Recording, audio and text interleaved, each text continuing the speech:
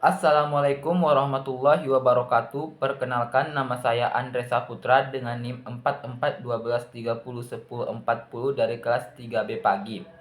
Prodi saya adalah Teknologi Rekayasa Konstruksi Perkapalan dan mata kuliahnya adalah Mekanika Teknik dan dosen pengampunya adalah Ibu Mega Gemala. Penjelasan yang pertama, saya akan menjelaskan tentang materi statika benda tegar. Contoh soal yang saya ambil adalah troli pengangkut barang dengan massa total 20 kg, gravitasi sama dengan 9,8 meter per sekon kuadrat, ditarik dengan tali pada sebuah bidang miring bersudut 60 derajat seperti yang diilustrasikan pada gambar di samping. Tentukan besar gaya tegangan tali T serta gaya reaksi pada semua roda sebagai tumpuan roll agar sistem tersebut tetap seimbang.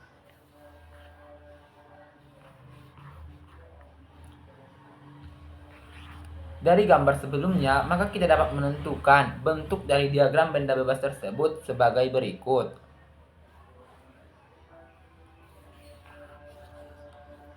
Roda troli berperan sebagai tumpuan roll, artinya memiliki satu gaya reaksi yang tegak lurus dengan bidang sentuh.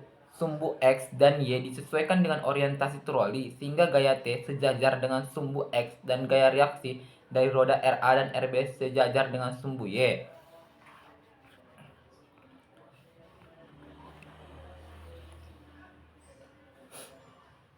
Hal pertama yang akan kita lakukan adalah kita akan menentukan gaya berat dari benda tersebut atau W. Untuk menentukan gaya berat, maka kita akan menggunakan rumus W sama dengan massa dikali gravitasi.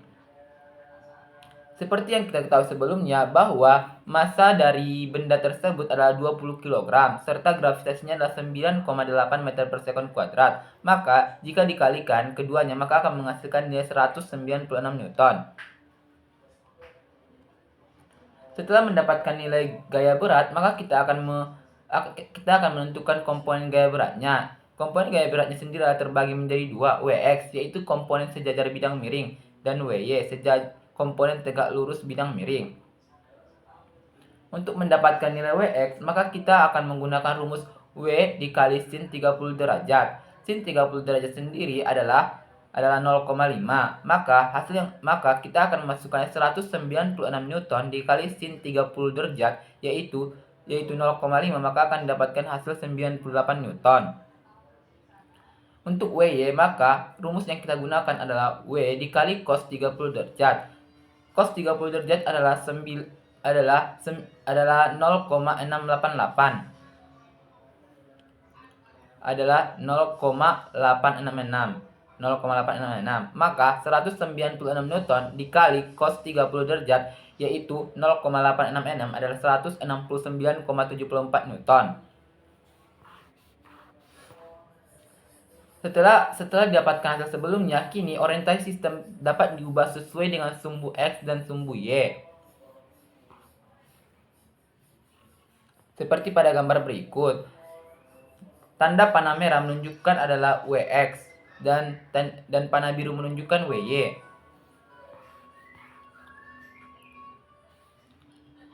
Selanjutnya kita akan menentukan persamaan kesetimbangannya. Troli berada dalam keadaan setimbang, artinya semua gaya dalam arah sumbu X dan Y bernilai 0. Pertama kita akan menentukan sumbu X sejajar bidang miring. Untuk menentukannya maka Fx harus disamadengankan dengan 0. T dikurang Wx sama dengan 0. T sama dengan Wx sama dengan 98 Newton. Selanjutnya kita akan menentukan sumbu Y atau tegak lurus bidang miring dengan menggunakan rumus Fy sama dengan 0. Ra ditambah Rb dikurang Wy sama dengan 0. Ra tambah Rb sama dengan Wy sama dengan 169,74 Newton.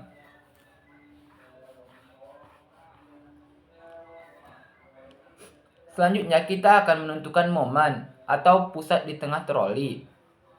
Jarak RA ke pusat adalah 0,2 meter. Sedangkan jarak RB ke pusat adalah 0,3 meter. Maka kita dapat memasukkannya ke dalam rumus yaitu min RA dalam kurung dikali dalam kurung 0,2 meter ditambah RB dikali dalam kurung 0,3 meter sama dengan 0. 0,3 RB sama dengan 0,2 RA, RA sama dengan 1,5 RB.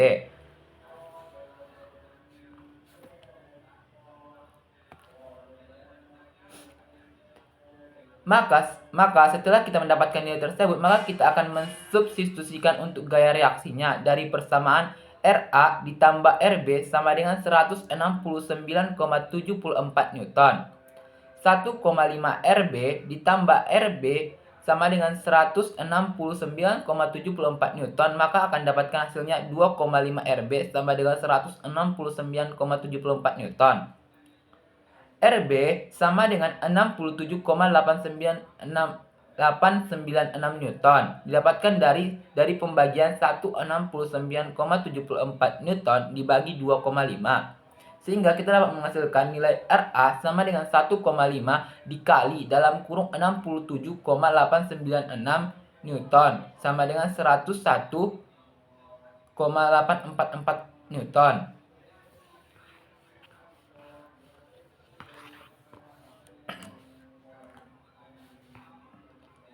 Pada materi yang kedua, kita akan membahas tentang gaya gesekan.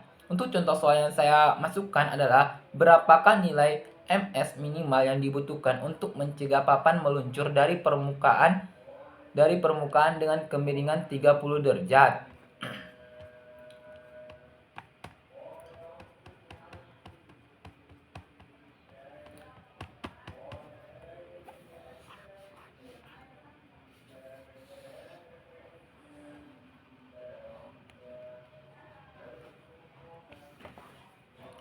Dari pertanyaan tersebut, maka kita akan mengetahui bahwa sudut kemiringannya adalah 30 derajat. Gaya yang bekerja pada papan adalah gaya pada sumbu X. Fx sama dengan mg sin theta.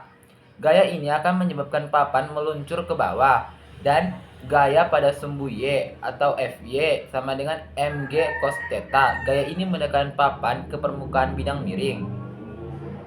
Selain itu, terdapat juga gaya gesek statis Fs yang mencegah papan meluncur. Supaya papan tersebut tetap diam, gaya gesek statis maksimum harus sama dengan gaya Fx.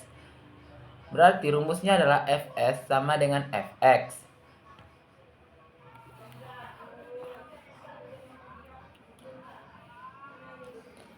Maka untuk menyelesaikannya, maka kita akan memasukkannya ke dalam rumus. Fs sama dengan mg sin theta. Fs sama dengan msx di xn n gaya normal, n adalah gaya normal. Gaya normal sama dengan mg cos theta. Fs sama dengan mg sin theta. Msx n sama dengan mg sin theta. Ms kali mg cos theta sama dengan mg sin theta. Ms sama dengan sin theta per cos theta. Ms sama dengan tan theta. Ms sama dengan tan 30. Tan 30 bernilai 0,577. Maka didapatkan hasilnya adalah 0,577.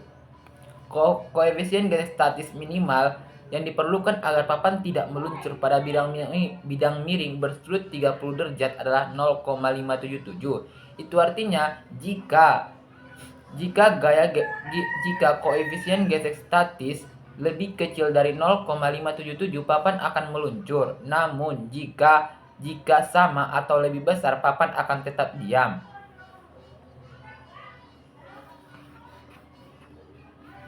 Demikianlah penjelasan saya tentang materi tersebut. Maka salah dan janggalnya saya mohon maaf. Assalamualaikum warahmatullahi wabarakatuh.